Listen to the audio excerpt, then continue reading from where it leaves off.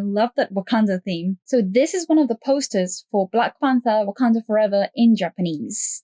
Hi, today I would like to give a spoiler review on Black Panther Wakanda Forever and share my experience of attending one of the world's earliest screenings of the said movie. So I live in Tokyo, Japan, and the theater I went to is called Grand Cinema Sunshine Ikebukuro, and I watched the movie in 4DX. This wasn't my first choice, because since the movie is said to have been made for IMAX, I assume that they want us to watch it in IMAX first. But the IMAX seats quickly sold out for the opening night.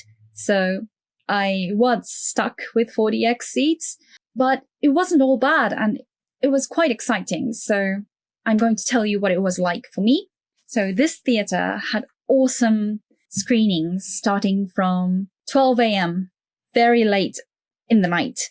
And the reason for that is they wanted to make sure that we were the ones who got to enjoy the movie as early as we possibly can in the world, because Japan has one of the earliest time zones in the world.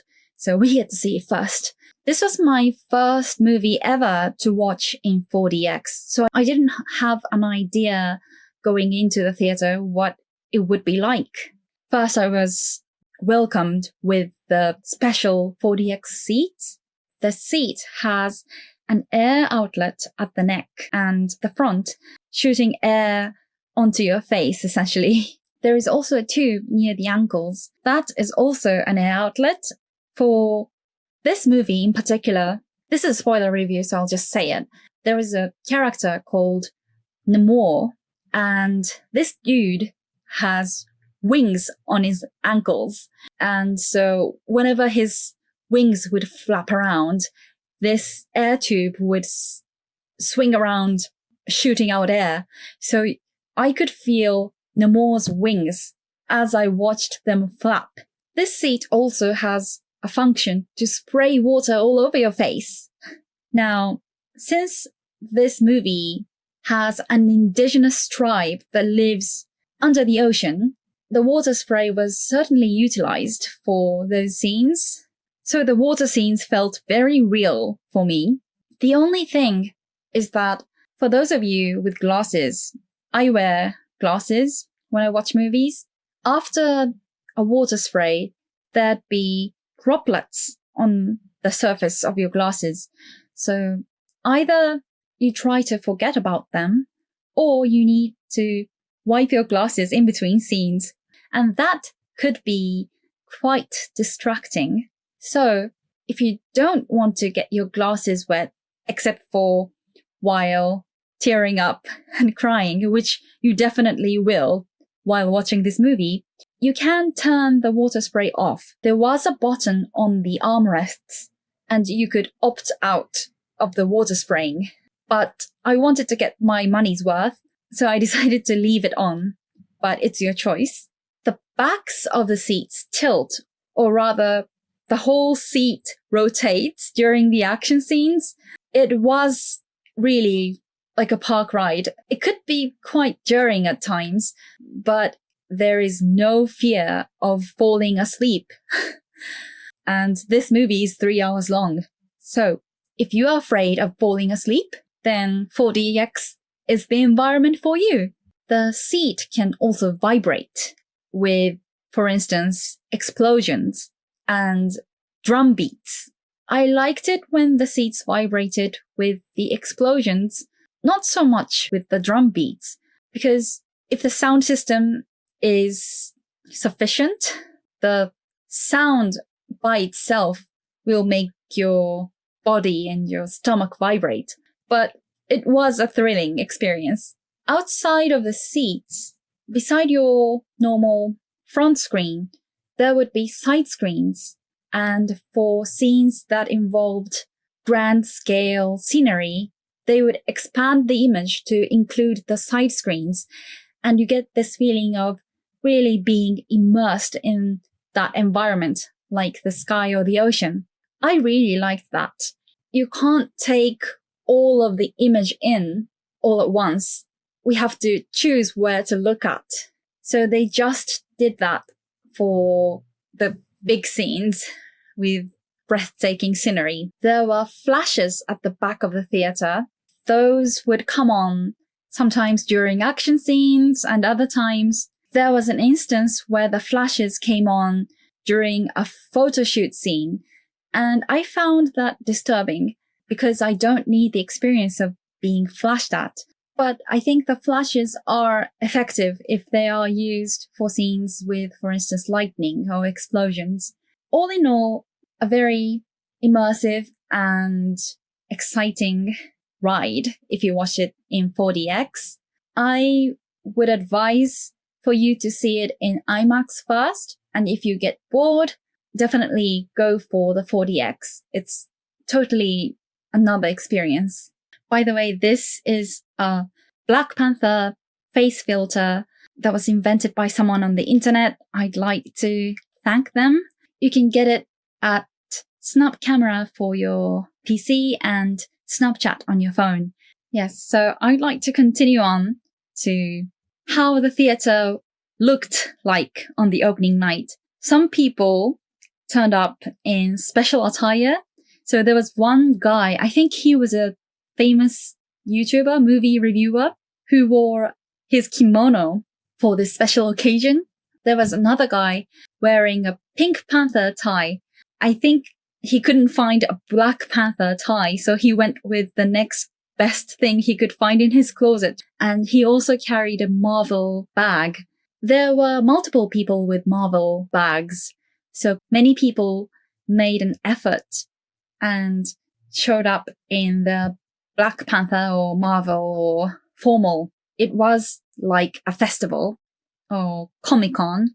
The roof of the building of the cinema had a dome shape, and on the opening night, there were Black Panther posters pasted all around the dome. One poster for each main character. So the whole theater was designed to welcome viewers of Black Panther Wakanda Forever. At the cinema shop, there were people queuing for, I think, the pamphlets and the posters. The excitement in the air was almost tangible. I should add that even before the screenings, people were queuing up, but after the screenings, people were still queuing. So that means those people who decided to wait until after the screenings, they were satisfied with the movie. So that's a good sign. For screenings starting from 12 a.m., the audience got to skip the previews and the trailers so that they could really be the first people in the world to watch Black Panther. I unfortunately did not get that treatment because my 4DX screening started at 20 past 12. So technically it wasn't the earliest screening in that theater, but because the advertisements included a Lexus commercial that was specially made for Black Panther featuring the Dora Milaje, so I don't regret it. The funny thing is, in the previews, there was a trailer for the second installment of Avatar, and it features, as you know, a lot of blue-skinned people, as does Black Panther Wakanda Forever. The Talokan people are also blue-skinned, and I thought it was a funny, crazy coincidence. James Cameron might be a little bit nervous that his movie is coming out almost at the same time as Black Panther 2. Now I would like to move on to the spoiler review part of this video. I'm going to list up all the great things in this movie and then move on to some of the issues I found and an overall comment. I think the central theme of this movie is dealing with the death of your loved ones. The movie is very eloquent about that theme and shows all the stages of grief so well. It's definitely a beautiful tribute to Chadwick Boseman. The movie's almost ruthless. It begins with the death of T'Challa. The expressions of grief, especially from Shuri and Ramonda, is really powerful. it was probably fresh from hearing about Chadwick Boseman's death, and I think the cast was still deep in their grief and was letting out that grief on screen. I was particularly moved by Queen Ramonda, the actress Angela Bassett, with her heartbreaking delivery of, "Have I not given everything?" That scene was also in the trailer. It was a scene where Queen Ramonda was not only grieving the death of her son, but also was dealing with the abduction of Shuri and was firing Okoye from the Dora Milaje. The fact that Queen Ramonda dies while trying to save Riri's life is so moving and fitting.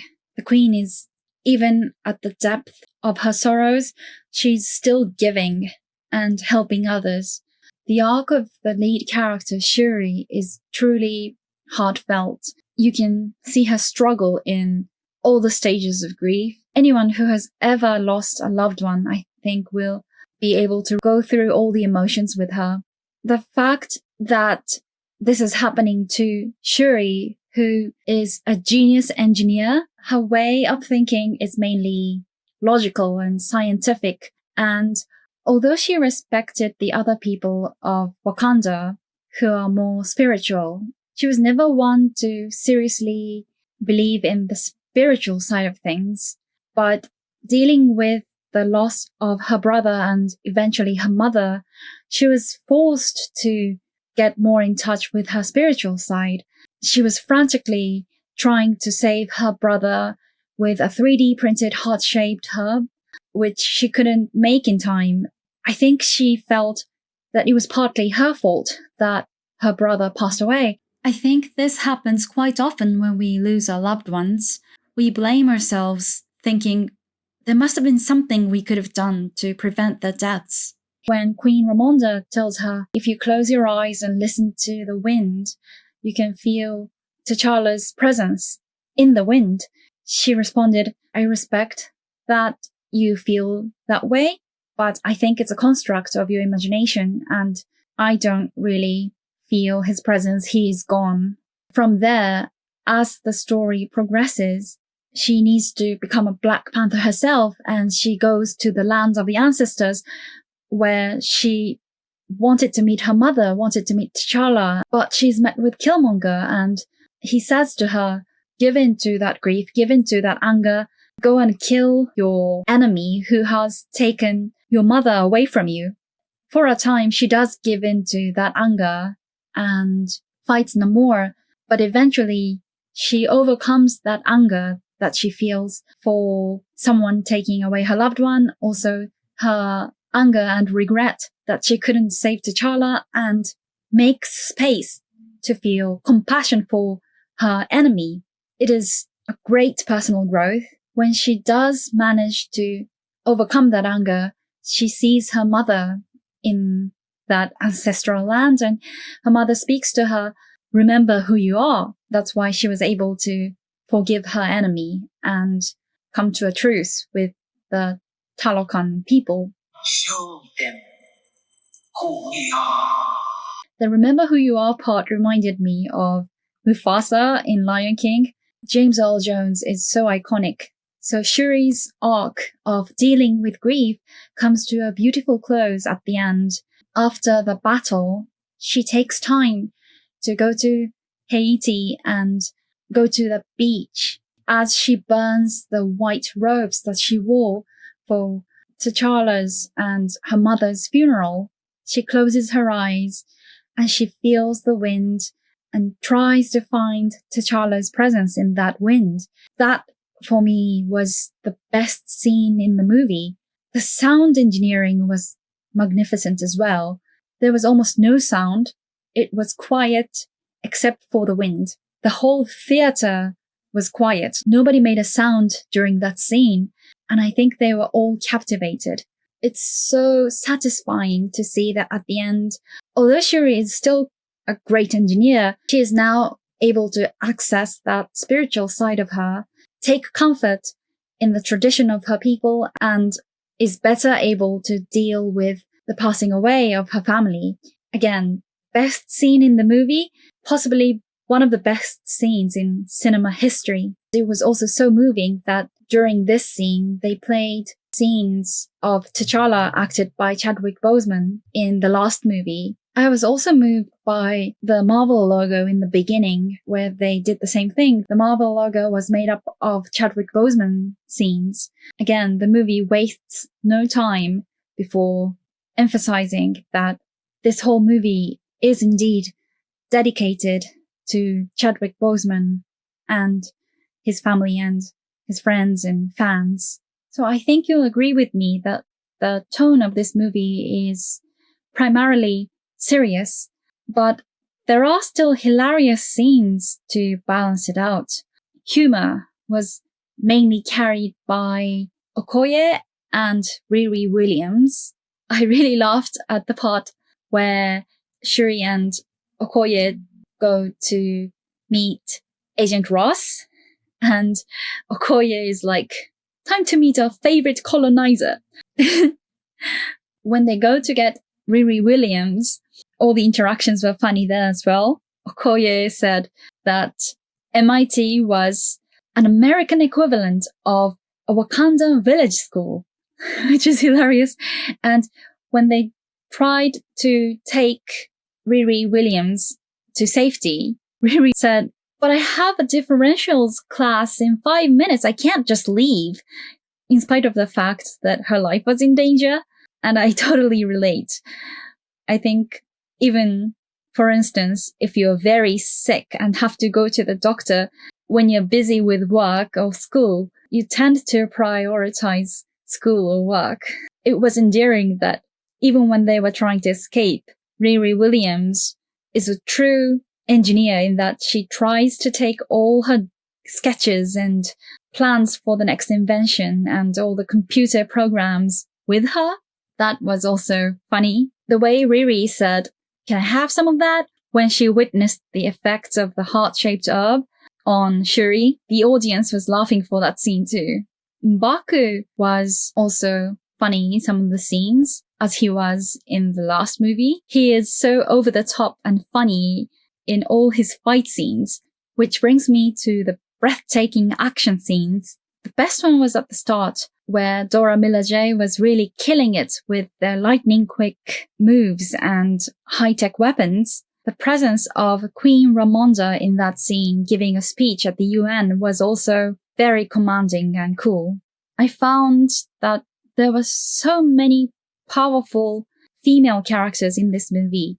They were there in the last movie as well, but I think it was emphasized by the fact that obviously T'Challa had passed away, and beside M'Baku and Namor, there aren't too many strong male characters to be seen. I think some people may criticize that, saying there aren't enough male characters to make it a good balance, but maybe it should be allowed because there are movies with so many strong male characters and maybe not as many movies with many female characters.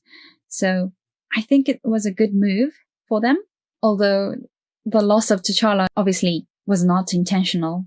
And the one male standout, M'Baku, I think he had a very, very important role when he was trying to help Shuri cope with the death of her mother and brother. He was very kind to her and he offered his help. He was very humble about it too. He said, "Your brother said he wanted me to help you should you need any assistance."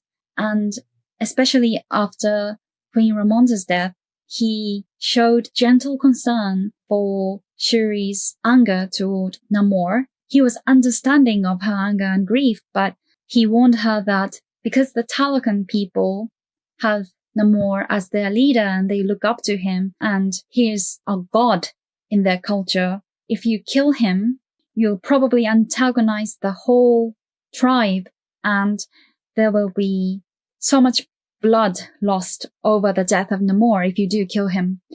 Although M'Baku ultimately fails to convince Shuri, I think it was a very moving scene and a great example of healthy masculinity. As with the last movie, the music for this movie was incredible. The African-inspired music was so dramatic and inspiring and had so many invigorating drum beats.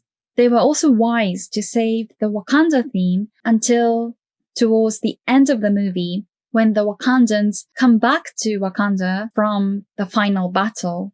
Because they had saved it until that moment, the Wakandan theme was even more effective and uplifting. With the introduction of the Talokan people, the composer did not forget to incorporate Mesoamerican music or Mesoamerica-inspired music, so the soundtrack of this movie is gorgeous. Black Panther was already famous for a great depiction of Black culture in Africa and the US, but in this movie, they add yet another region, Haiti, in the storytelling. Additionally, they introduce another indigenous tribe, the Talokans, and that I think is very ambitious.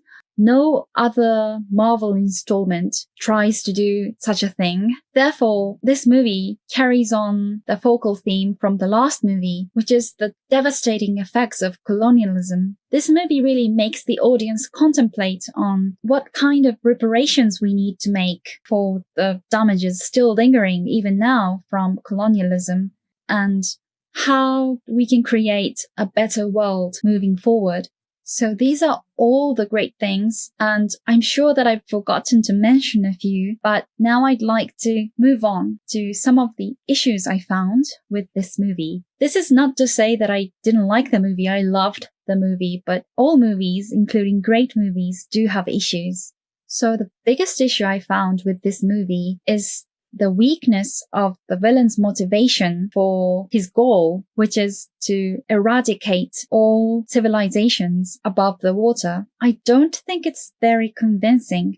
I totally understand that he would like to get his revenge on colonists who, when they came to his village, used guns and they took the land away from them. They spread germs so that people just died. And if Namor's intention was to kill all the colonizers, I think that's more relatable. I'm not saying that is the correct course of action, but it's more relatable. Whereas if he decides to obliterate all civilizations on land, that would include possible descendants of his mother's tribe. So why would he want to kill everyone on land? I thought it wouldn't make sense that he believed everyone on land was evil, especially when Namor is a respected figure in his community and he's treated as not only leader but God by his people. I don't think he would be so irrational as to try to wage a war against all civilizations above the water. My second issue is also related to the depiction of the Talokan tribe. I think that it wasn't as good as what they did for Wakanda. This may be due to the fact that for Wakanda, they were able to do a lot of research on contemporary African cultures, and they have living people speaking African languages, and they can ask the living African people for guidance and be inspired by them. But for Talokan, they're based on the Mayan people and the Mayan culture. So although there are descendants of the Mayan people still living, they don't have living people as a source of inspiration. So they would have to build on what archaeologists have deduced from excavated materials. But still, I think that more could have been done to illustrate the underwater city of Talokan and all its rich culture and history. The Talokan tribe is, in this movie, the only people who also have access to Vibranium. In the earlier parts of the movie, the Talokans are introduced when they are trying to protect their stock of Vibranium. So it must be an important and cherished resource for them. But in the scenes where Shuri goes to the city of Talokan and she's taken around all the facilities, I don't remember seeing much of vibranium-powered tools or machines, so I'm not really sure how they use vibranium. I guess they're using it for their armory and weapons, but I feel that for the Talokan people, their fighting style relies on their innate physical strengths, and I believe that is not a result of vibranium, but the result of consuming plants that grow in vibranium-rich land. So similar to the Black Panther taking the heart-shaped herb for superhuman abilities. So I understand that the vibranium is probably important to grow those plants. But for Wakanda, it's very clear that they use vibranium for a lot of state-of-the-art technology. They have vibranium-powered trains, and they have vibranium-powered defenses, and they have vibranium spears and shields and suits. I thought that the Talokan people would take advantage of the vibranium as a material for that kind of technology, but there is no depiction of that. And so compared to the Wakandans, for the Talokans, I feel that the importance of vibranium is not as well explained. The next issue is something that I found with the last movie as well. Why didn't the Wakandans keep the seeds or bulbs of the heart-shaped herb in case of emergencies? You would think that clever people, such as the Wakandans, would make sure that their source of power is secure.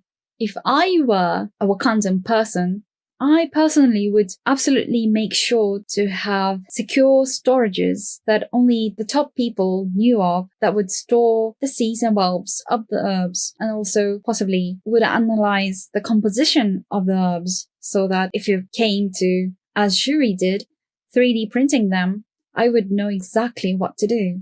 It is very strange that they didn't have all the data necessary to reproduce the herbs, or just had spare seeds or bulbs in case of security crises. That's an issue I found with the first movie as well. Killmonger did burn all the heart-shaped herbs, which in itself is a stupid move, seeing as if Killmonger wants to keep being Black Panther and pass on that power to his family or allies, he would need the herbs. But if the Wakandan people were careful enough, they would have had secret spare seeds in high security vaults or something that Killmonger would not have access to. It's very strange. In this movie, Shuri in the end is able to 3D print the heart-shaped herbs, which is fine, but when she makes the final touches to the composition of the herb, she is seen to bring out data of T'Challa's DNA and moving molecules in the sugar phosphate backbone of T'Challa's DNA. It's the sequence of the bases that differ according to individuals, and the sugar phosphate backbone is pretty much the same in everyone. So again, why is Shuri moving the molecules of the sugar phosphate backbone? And what has T'Challa's DNA got to do with it anyway? Do you need to be part of the Wakandan royal family to gain power from taking the heart-shaped herbs? Is there some kind of interaction between the proteins that are coded by their DNA and the chemicals of the herbs? I'm not saying there needs to be a full explanation. I know that it is fantasy. It doesn't need to be completely accurate, but I just wanted them to convince me in the moment of a possible mechanism behind the effects of the heart-shaped herb. The reason that Shuri was able to reconstruct the heart-shaped herb is because she was gifted a Talokan bracelet from Namor, which was made of plants that grew in the Talokan land. Shuri deduced that since Wakanda and Talokan share a vibranium-rich soil, the plants that grew in that soil would have similar properties.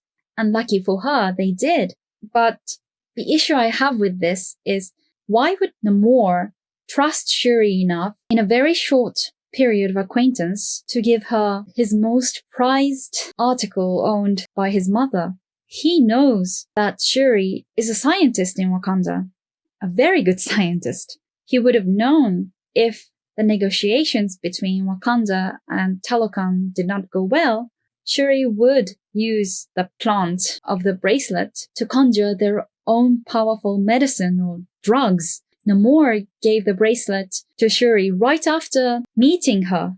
It just doesn't make sense. If he were a wise leader, he would have waited until he could make sure that he could trust Shuri and that she wouldn't try to escape. It is rather a silly move made by Namor. I also wasn't convinced with the strategy that Shuri came up with for the final battle between Wakanda and Talokan. The Talokan are most powerful when they're in the water. Shuri said that she would send a decoy to an ocean that is far from Wakanda to lure out the Talokan warriors and then draw them out to a sandy beach, because their leader, Namor, has the ability to take in oxygen from both water and air on land through his wet skin. So if they could get him to a very dry area, he would not have access to oxygen. So if it went according to their plan, Namor would suffocate to death. Initially, everything goes according to their plan. They use a Vibranium detector as decoy to lure out the Talokan people, and then the Wakandans turn up in an invisible ship and surprise all the Talokans. But I thought that then they would move the battlefield to land, where the Wakandans would have the advantage. But the battle keeps going on the Wakandan ship. And as I imagined, one Talokan warrior manages to break one of the Wakandans' equipments, and the Talokans eventually manage to tip over the ship. This totally could have been foreseen. If they fight over water, the Talokans would eventually overpower the Wakandans. So I thought it was pretty strange that Shuri chose this strategy. Maybe she was blinded by her anger over her mother's murder. During the one-on-one battle between Namor and Shuri, Shuri gets totally pulverized by Namor's spear. Namor, quite understandably, thinks he managed to kill her. But turns out, Shuri manages to recover from that life-threatening wound and eventually overpowers Namor. It really isn't clear how she managed to do that, because even if her Black Panther suit can patch up because it's made of vibranium, her body wouldn't have been able to withstand such damage.